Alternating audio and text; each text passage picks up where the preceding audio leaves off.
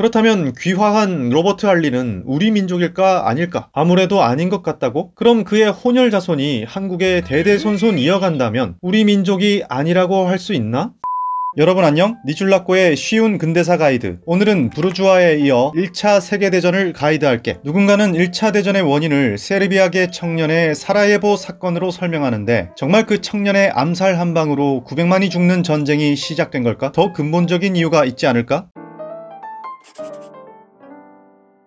산업혁명 이후 유럽에 자본주의가 정착하자 공장제 대량 생산 체제가 시작되고 공장은 한번 생산을 시작하면 멈출 수 없는 폭주기관차가 되었어. 원래 공장이란 상품을 사주는 수요가 없으면 생산을 줄여야 하고 생산을 줄이면 노동력이 많이 필요 없으니 노동자를 해고하게 되고 그러면 소비자이기도 한 노동자가 상품을 사지 않으니 더욱 공장이 망하는 경제 침체의 악순환에 빠지게 돼. 국가 입장에서는 이를 막기 위해 저비용으로 자원을 얻고 저임금으로 착취할 수 있고 또 수요를 늘릴 수 있는 새로운 시장을 찾기로 했고 그리하여 만만한 나라를 식민지로 만들어 마음껏 골수를 빼먹을 수 있는 체제, 제국주의가 탄생한 거야. 그런데 제국주의를 동시에 시작한 게 아니다 보니 선발대와 후발대가 생겼는데 대표적인 선발주자는 스페인, 영국, 프랑스, 미국, 러시아 등이 있고 후발주자로는 독일, 일본 등이 있는데 스페인은 멕시코를 비롯한 중남미를 차지했고 영국은 인도, 프랑스는 아프리카, 미국은 필리핀과 태평양, 러시아는 동유럽과 중앙아시아를 차지했어. 참고로 중남미 대부분이 현재 스페인어를 공용어로 쓰는 것과 필리핀이 스페인어와 영어를 혼용하는 것은 다 스페인과 미국 식민지를 겪었기 때문이야. 하지만 스페인은 한때 무적 함대라는 해군 강국이었음에도 영국 해군에 치이고 산업화에 뒤처져 1차 대전 즈음엔 참전할 힘도 없이 중립국이었다는 점도 참고하자. 어쨌든 영국, 프랑스, 미국이 서로의 영역을 인정해주며 그들끼리 신나게 파티하고 있을 때 내부 통일하느라 조금 늦어버린 주자 독일이 우리도 착취하고 싶다라며 호시탐탐 식민지 뺏을 기회만 노리고 있었어. 일본 역시 메이지 유신이라는 내부 혁명을 거치며 열심히 독일식 근대화 따라잡기에 혈안이었고 마찬가지로 식민지에 대한 야욕을 키우고 있었지. 사실 독일이 처음부터 이빨을 드러낸 건 아니고 비스마르크 수상이 내부를 통일한 이후 최대한 영국 심기를 건드리지 않는 평화 노선, 즉 비스마르크 체제를 유지하고 있었는데 피 끓는 빌헬름 2세가 정권을 잡자 대외 침략 노선으로 180도 바뀌면서 전쟁의 씨앗이 뿌려진 거야. 1914년 당시 독일은 오스트리아 헝가리 제국과 동맹을 맺고 있었고 러시아는 프랑스, 영국과 동맹을 맺고 있었는데 러시아가 동생인 듯 꼬붕인 듯 보호하던 세르비아에 오헝 제국이 사라예보 사건을 빌미로 침공하자 세르비아를 보호한다는 명분으로 러시아가 나섰고 그러자 이때다 싶었던 독일이 오헝 동맹을 명분으로 러시아를 침공하게 됐지. 그러면 자연히 러시아의 동맹국인 프랑스, 영국도 참전하는 것이고 이런 식으로 유럽 전역이 피로 물들게 된 거야. 자, 여기까지 흐름을 정리해보면 1차 세계대전은 공장의 생산력이 소비자 수요보다 넘쳐 경제 불황이 발생하는 것을 막으려고 저비용 고수요 식민지를 착취하던 제국주의 선발대들이 뒤늦게 근대화를 이룬 후발대들의 도전에 맞선 식민지 땅 따먹기 전쟁이라고 볼 수 있어. 결국엔 자본주의라는 시스템이 전쟁을 통한 국제 서열 정리를 만들어낼 수밖에 없었던 거야. 그런데 말이다, 국가 리더나 자본가 입장에서는 그런 전쟁을 통해 뭔가 얻는 것도 같은데 과연 일반 서민들에게도 정말 전쟁이 필요했을까? 왜 그렇게 가진 것 없는 사람들이 그 전쟁에 그토록 목숨을 걸 수 있었을까?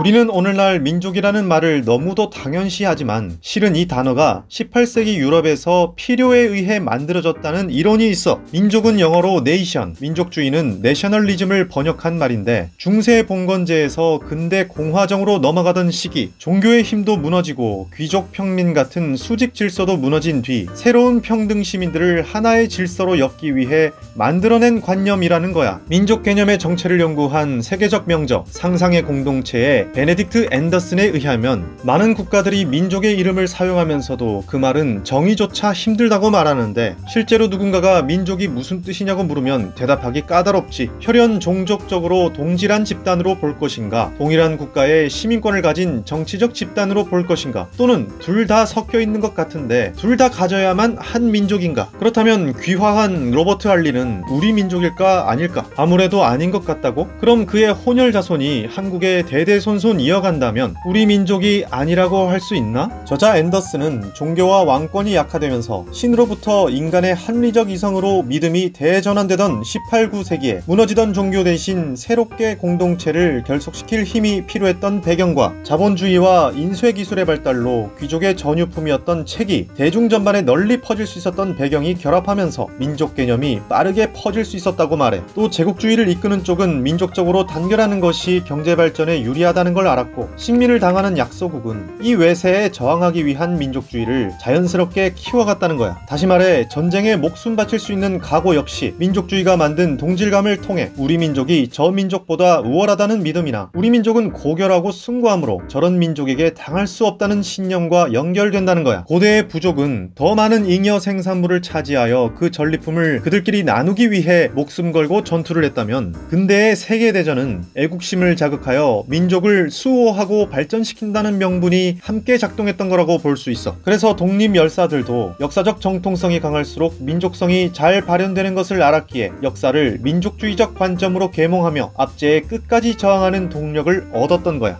우리가 오늘날까지 신라보다 고구려를 더욱 숭상하는 데에도 일제식민이라는 아픈 역사를 치욕으로 여기고, 사실 우리는 강한 민족이라는 관념을 공유하면서 국제사회에서도 당당하고 싶은 욕구의 발현이 아닐까 해. 오늘은 부르주아 자본가로부터 연결된 제국주의 및 세계대전의 흐름과 근대 민족주의의 접합점을 얘기했어. 다음 시간엔 서양에서 비롯된 제국주의의 힘이 동아시아로 넘어가 한중일 세 나라에 미친 영향을 가이드할게. 작은 영토의 영국이 어떻게 거대한 중국을 역전했을까? 일본은 조선과 다르게 어떻게 스스로 근대화에 성공했을까? 자, 오늘은 여기까지. 다음 편에 또 만나자. 안녕!